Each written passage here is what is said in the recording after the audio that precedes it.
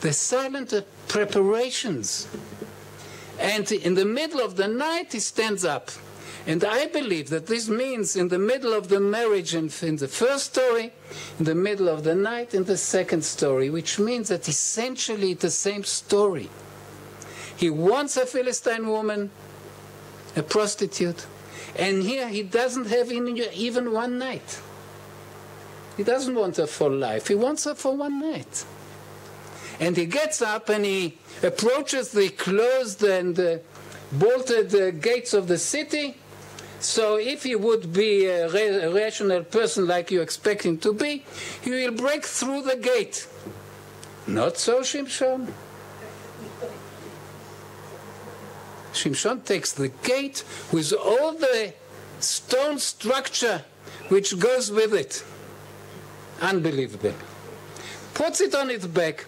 And if he would be a rational person, he will throw it there 10 meters far from the gate. Not Shimshon. There's another picture of Doré that shows him carrying these gates till the mountains of Hebron. All this is in 3 verses.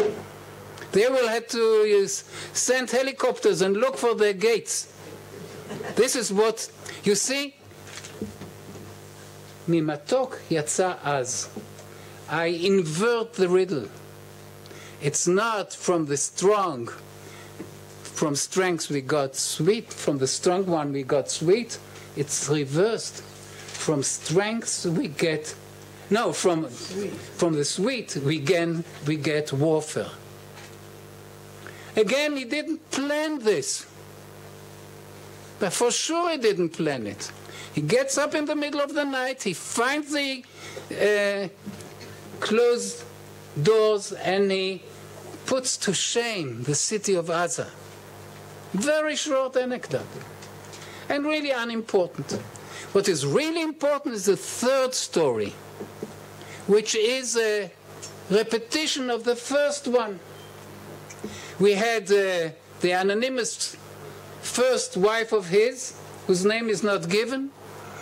And now we have a woman whose name is Delilah. And it says he really loves her.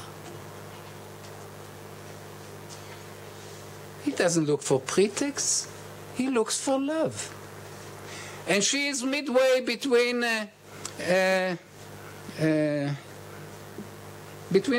she is a Philistine. She lives in, where does it says?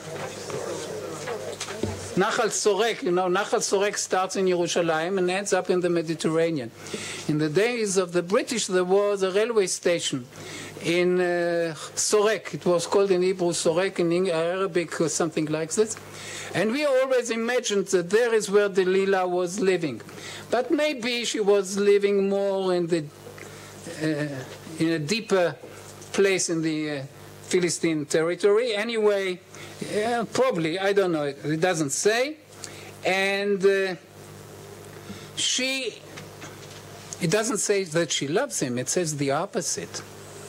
She was promised by the 5 military tyrants of Sarnei Plishtim that each of them will give her 1,100 shekels, kesef, silver shekels, if she delivers Shimshon to them. They believed that women are the weak point of Shimshon, and they can redo what they have done in the wedding, but the poor wife of his revealed his secret out of pressure and threats. And here she is bribed to betray him, which shows us a deterioration in the situation of Shimshon. Here there is a wife who doesn't love him and wants to be his wife. But here there is a mistress who is prepared to sell him out for money. We know that how the narrator tells us the secret which Shimshon naturally does not know. And here she tries to get out his, not his riddle, but his secret. You see that the stories are very similar. a beloved of Shimshon tries to squeeze from him his secret, just as the first wife did. And I read verse 6, ותאמר דלילה אל שמשון, הגידה לי במה כוחך גדול ובמה תאסר לענותיך, tell me what makes you so strong and how could you be led up and made, tied up and made helpless. What a question to ask. A woman is in love with the greatest mathematician on earth, and he says, how can I make you forget all your math and be a normal person?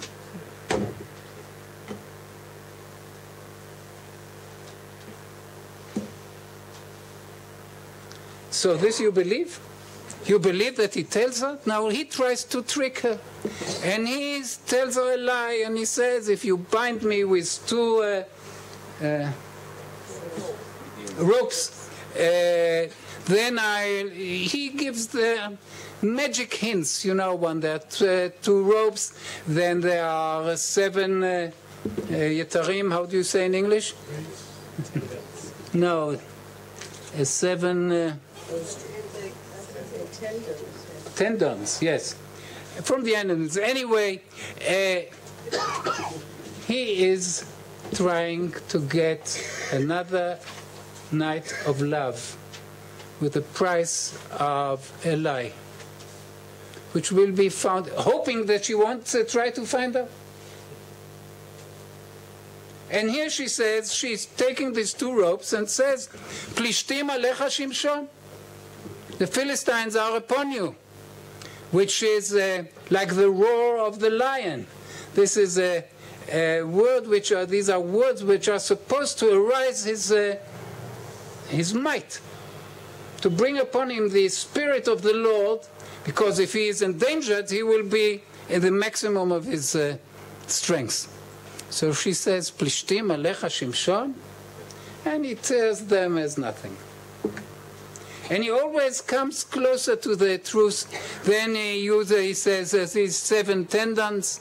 Then he says, if you web my hair into the loom, I will be like a regular man. And we know that his strength is in his hair.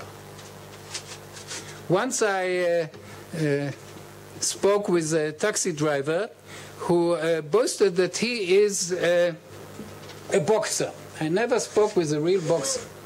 So he says to me, you know, a boxer has not only to be very strong in his punch, but he has to be very developed muscles, so that if he is punched, it doesn't hurt him. And so he boasts, the driver. I was afraid he boasts too much and we will have an accident. He turns to me all the time and he says to me, if I punch you, you fall down and faint. But if they punch me with 20 punches, it doesn't hurt me like flies, nothing. And I thought only about Shimshon. You see, I work even on the roads. Because we used to pull the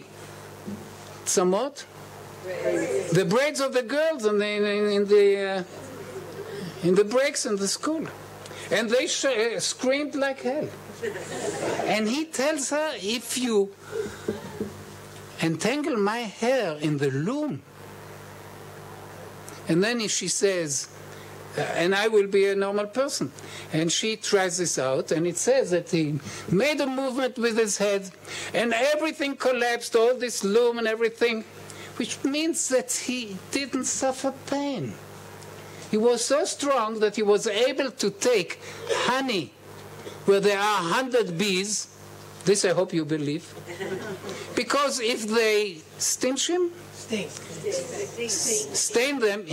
he doesn't feel it.